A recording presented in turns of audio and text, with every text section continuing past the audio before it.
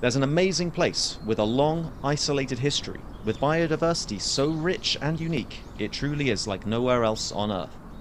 That place is Madagascar. You like to move it! No, not like that. The Madagascar of real life is filled to bursting with plants and animals over 80 million years in the making. Let's find out. As the supercontinent Gondwana broke apart, Madagascar became separated from Africa by the deep water of the Mozambique Channel, probably happening about 125 million years ago. Later, about 88 million years ago, Madagascar also became separated from India and the Seychelles, completing its isolation from other landmasses. While this sequence of events is widely accepted, there is still some uncertainty about the timings.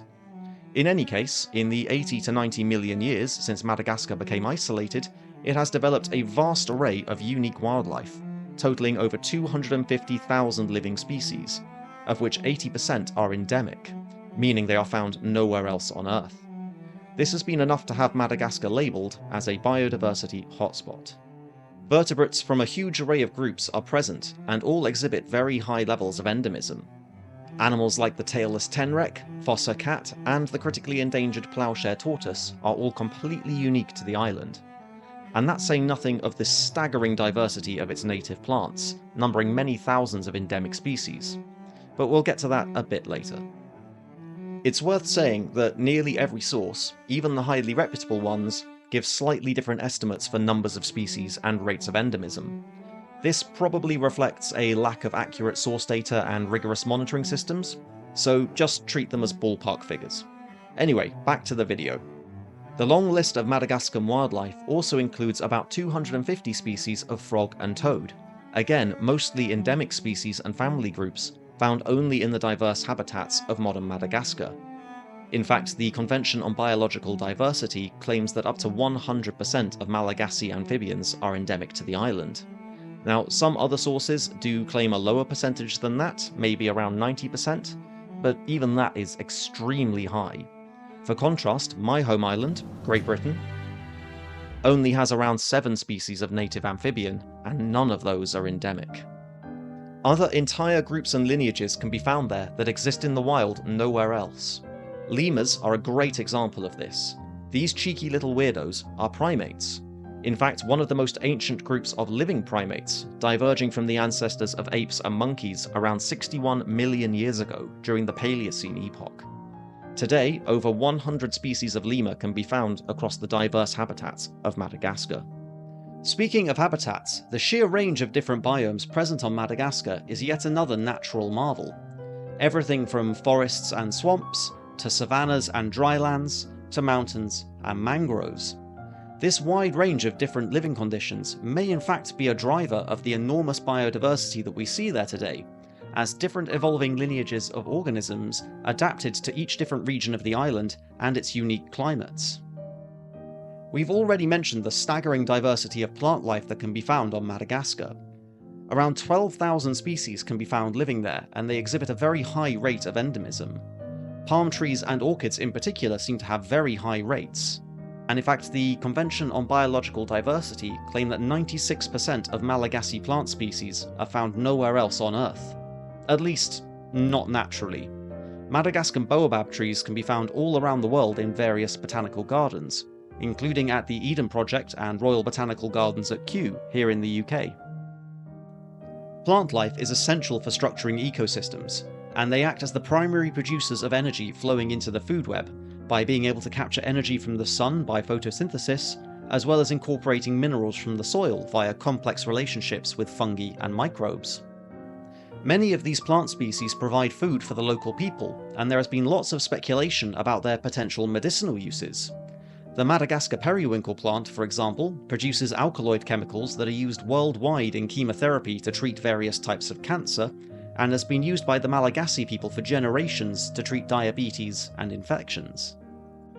Right, so we've talked a lot so far about the modern flora and fauna of Madagascar, and its truly stunning diversity. But was it always this way?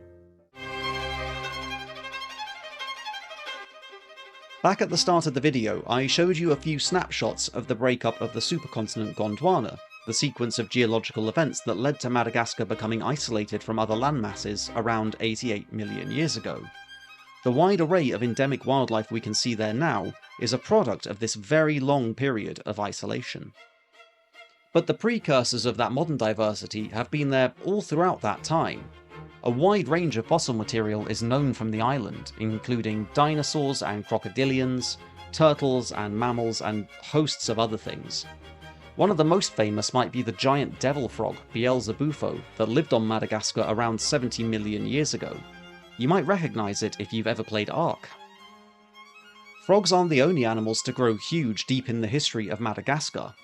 The giant predatory dinosaur Majungasaurus is known only from the island. It would have weighed about a ton and lived at around about the same time as Beelzebufo, between 66 and 70 million years ago, right at the end of the dinosaur's reign. And even that wasn't the largest dinosaur present on the island at the time. A member of the aptly named Titanosauria was also there at that time, called Repetosaurus. In this reconstruction, the scale bar equals 1 meter in length. As you can see, the animal was huge, and the specimen that this reconstruction was based on was likely still a juvenile, with growing still to do. Members of iconic modern groups also show up in the fossil record, like lemurs. Evidence suggests that lemurs likely colonised Madagascar from Africa, at an unknown time, likely between 20 and 41 million years ago. This probably happened in 2 separate events, once each for the lineages leading to modern lemurs and aye-ayes. Although the exact taxonomy of the fossils has been called into question in the past, lemur fossils can be found on mainland Africa as late as the Miocene epoch, around 20 million years ago. This adds to the evidence that there was the original home of lemurs, even though they are now only found on Madagascar. In an apparent theme for the island, lemurs also used to get giant. The largest known species, from the Atazi Basin in central Madagascar, is called Archaeoindris, and it is one of the largest primates ever, growing to the size of a gorilla. One size estimate placed it at around 160 kilograms, which is a weight only reached by the very biggest male gorillas. I could keep going on and on about the weird and wonderful fossils of Madagascar, and I might yet in another video. But for now, we have something slightly more pressing to move on to. Now I have to get a little bleak. Despite its amazing biodiversity, the species and habitats of Madagascar are facing extreme threats. There is not a single habitat on the island that is not feeling the effects of deforestation, growing agriculture, and pollution. Wildfires, often caused by slash and burn farming methods, tear through the forests and drylands on a regular basis. As of 2021, over 3,500 Malagasy species were considered under threat of extinction, out of around 8,500 surveyed in total. That places the rate of threat at around 41%, and if that trend holds if we scale it up to include the tens of thousands of unsurveyed species, we could be looking at over 100,000 species threatened with extinction on Madagascar. And most of those will be endemic species, found nowhere else on Earth. So if they go extinct on Madagascar, they're gone for good. Clearly, action needs to be taken immediately if we want to save this jewel of nature. Thankfully, a review article published a few years ago in the prestigious journal Science covered a lot of ground on this front already. As we already mentioned, human activity is the major cause of the problem, with as many as 10% of Madagascar's mammal species already going extinct from human activities, including the ancient extinction of the giant lemurs that we mentioned earlier in the video. Overexploitation and unsustainable agriculture affect around 60% of threatened vertebrate species and as many as 90% of threatened plant species. This figure from that science paper shows how different major threats contribute to extinction risk across different groups. We can see that besides agriculture and overexploitation, changes to firefighting systems threaten many animals, but particularly plants, while invasive species and diseases are a strong threat to many amphibian species.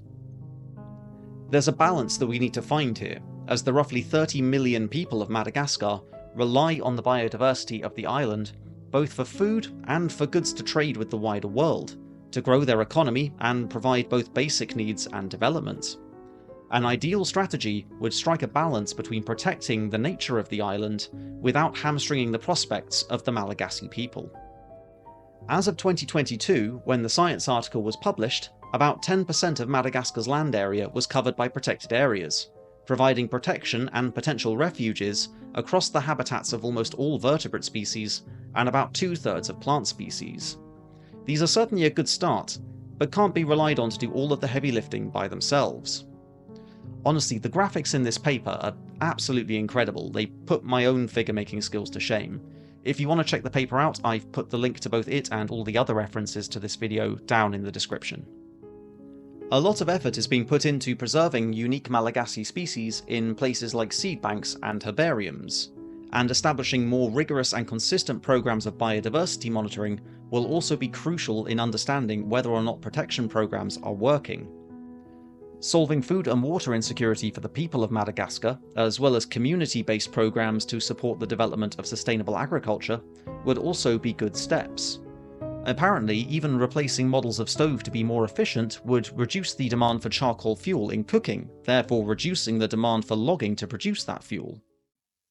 There is a lot to be hopeful for in Madagascar, truly one of the most unique and beautiful places on Earth. But there are still lots of hurdles to climb over and lots of work to be done before we can consider this amazing place truly safe. Well, that turned into a bit of a long one. By the time I'm finished editing, it will probably be the longest video I've made yet. Now, this video originally started life as a rundown on one of the weird fossils that is found on Madagascar, and I think even though I've put that on the shelf for now, I would like to revisit it at some point in the future. If that's something that you're interested in seeing, please let me know down below in the comments, and if you've made it all the way to the end here, then I appreciate you. Thank you for your time.